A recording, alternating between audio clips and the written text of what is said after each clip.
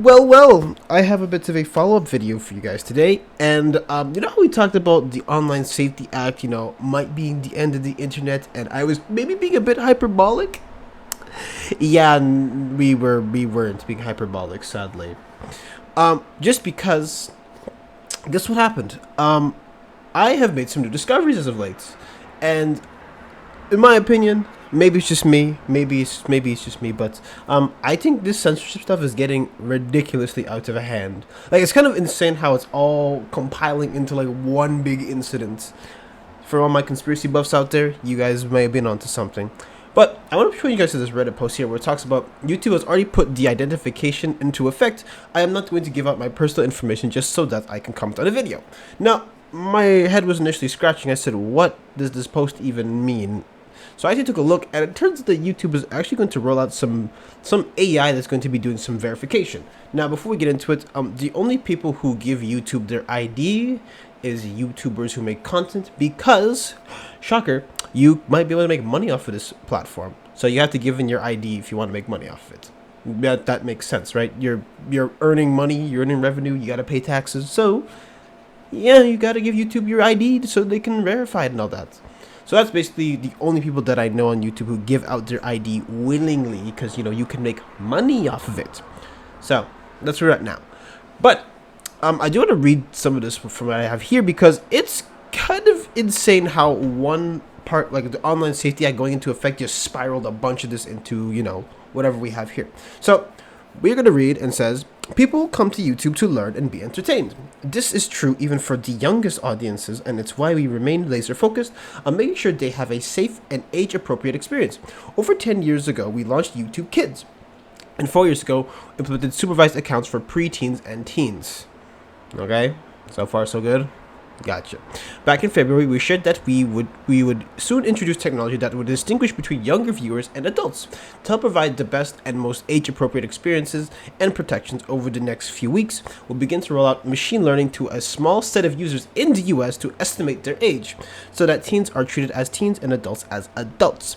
We'll closely monitor this before we roll out before we roll out it more widely. This technology will allow us to infer a user's age and then use that signal, regardless of the birthday in the account, to deliver our age-appropriate product experiences and protections. We've used this approach in other markets for some time. Where it is working well, we are now bringing it to the US, and we are making progress. And as we make progress, we'll roll it out to other markets. We will closely monitor the user experience and partner with creators to ensure that the entire ecosystem benefits from this update.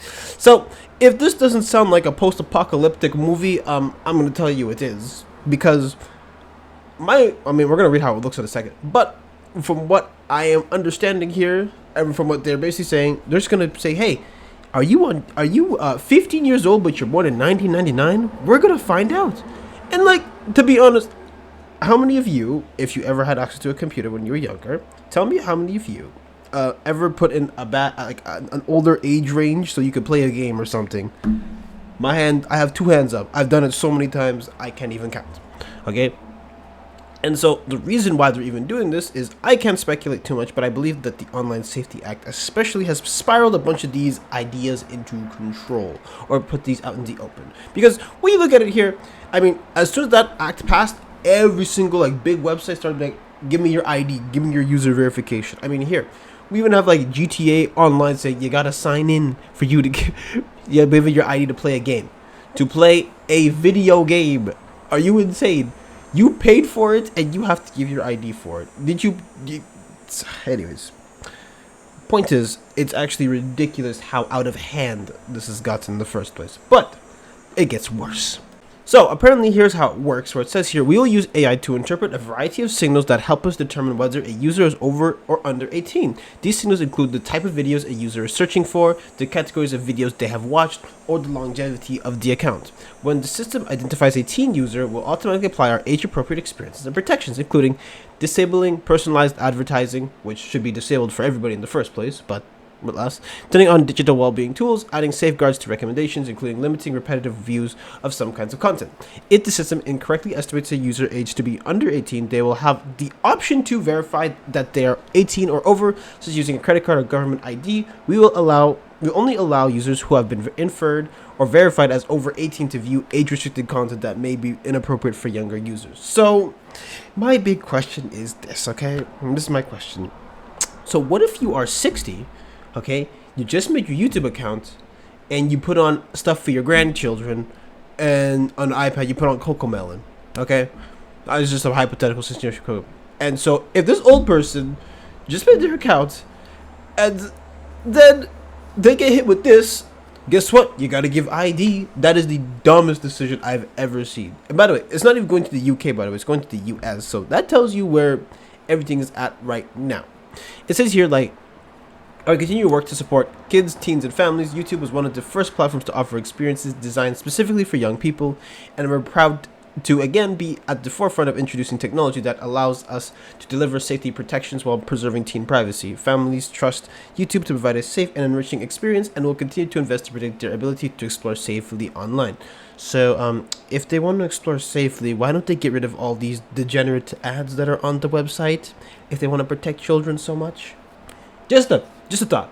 And maybe address some of this botting issue that is really bad now. I mean, you have like, if you make a video about like crypto, you're gonna get like a crypto bot like immediately coming in your comments, or you're gonna have like, you know, the ones that we pointed out a while ago where it's like, oh, spicy pick, oh, you inspire me so much, click my link, and all kinds of ridiculousness.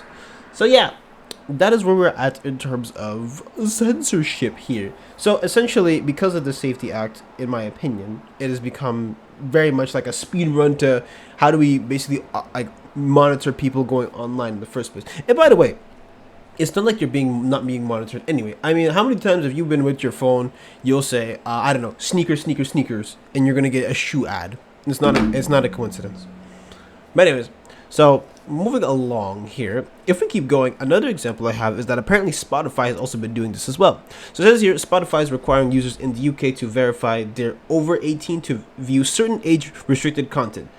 And users are reporting seeing a pop-up on Spotify to verify their ages following the enactment of UK's Online Safety Act last week, which forced platforms to verify the ages of everyone who tries to access certain kinds of content deemed harmful to children. Alright, here is my problem with this, okay? So, my problem with this is that on Spotify, if you actually take a look at like a playlist or something that you have, you know what's gonna show? It's going to show a letter E, okay? If you don't know what letter E is, letter E means explicit. And explicit means that there's probably going to be some sensitive topics in there, okay? A little bit of swearing, a little bit of, I don't know, innuendos, something. And so, the whole point of this is that, the whole point of that symbol there is to like, it tells you, okay, I can't listen to this. And it's just, oh my god, I'm just, oh my god. Stuff like this really gets to be like annoying because it's like, you're shown something that you're shown something, and you're basically going to click on it because you already know what it is, so why don't you just stay away from it? That's why I hate this Online Safety Act in its entirety. It's so dumb. Anyways, and so if you show the picture here, it says here like, you know, somebody did that, they'd say, oh, you gotta confirm that you're 18 plus. It is like, you have lost your damn mind. And the issue is too is like, as I put it in the last video I did on this, like Spotify and other like big companies can afford to take this hit, by the way. That's fine. They can take a hit, okay? It's like they can do this whole third party stuff, whatever.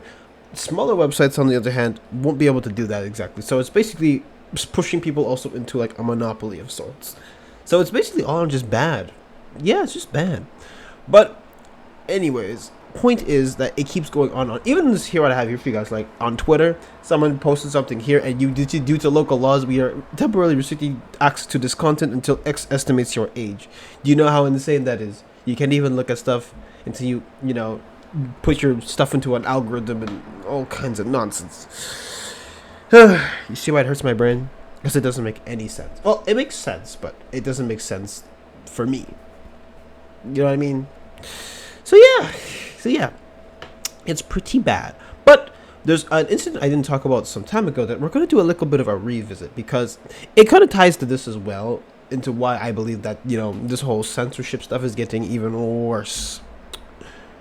If you guys remember, there was an incident, not an incident, but like a big old thing way back when, where on Steam a bunch of games got taken down.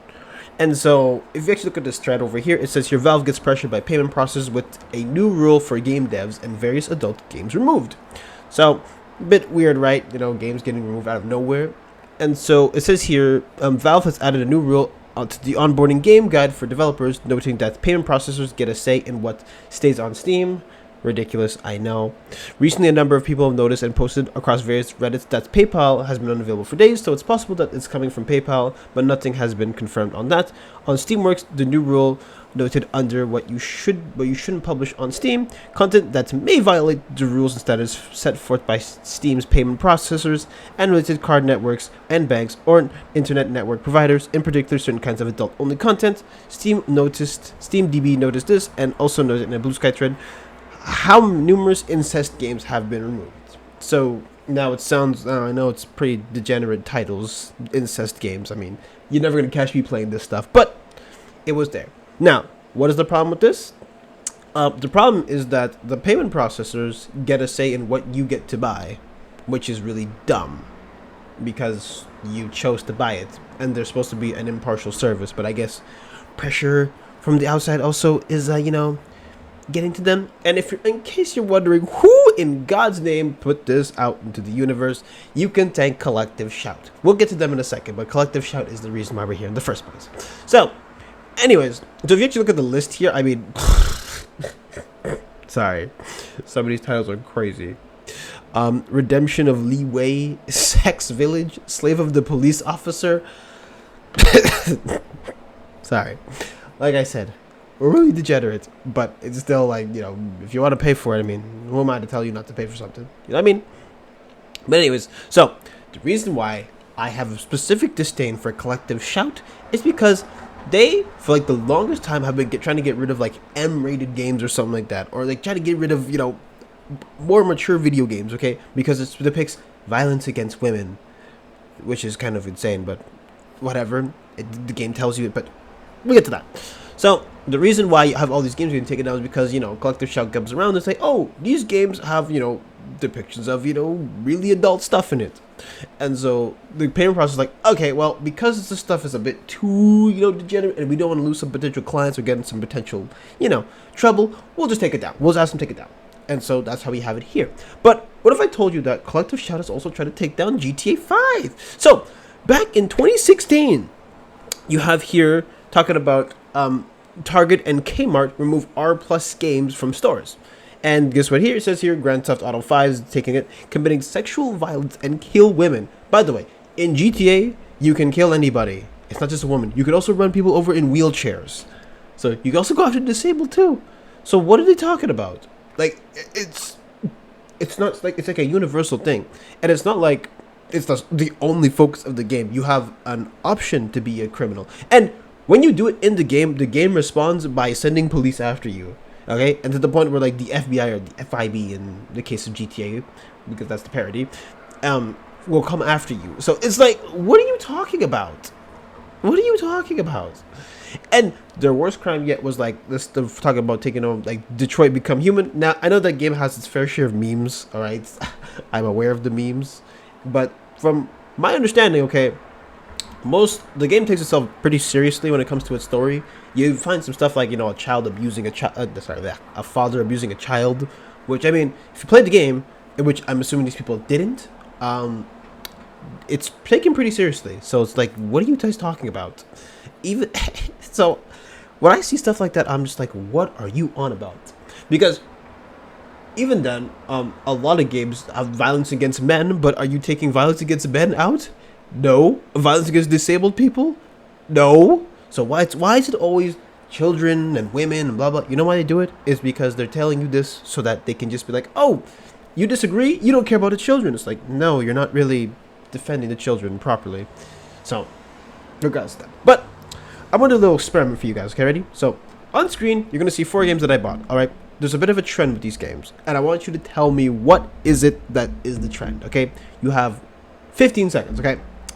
So, you know what it is? There's a rating on the bottom left side of the box that tells you whether it's an M-rated game or a teen game. What does this mean, okay?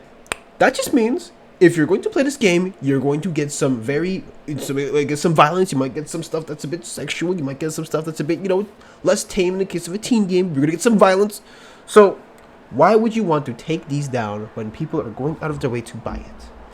That is what I'm trying to figure out, okay? Because my issue as well is that this leads to a domino effect where you start taking games down, then maybe M-rated games have a bit of violence, you start taking that down too, and it's just like, what are we doing? What are we doing? So I feel like the way to address these issues is going in the wrong direction. In the wrong direction. If you want to keep people away from the stuff, you got to get them into the mindset of not wanting to play it. That's just me. But anyways, so yeah, I just want to drop this little video about all this censorship going around because it is insane how fast it's progressed, especially in the case of collective shit. I think they should be disbanded for all intents and purposes because they are harming their movement more than they're helping. But regardless of all that, especially with the game one, sorry, I can't stand people who are just so dishonest or don't even try to address the problems. You know what I mean? So anyways, so yeah, if you feel like the world is going to doom and gloom, I mean, hey, it is what it is, man. But yeah, I just wanted to go over that real quick because holy, I am getting so tired of this stuff. But brace yourself for more because it's only gonna get weirder from here. So I'll see you in the next video. Ciao.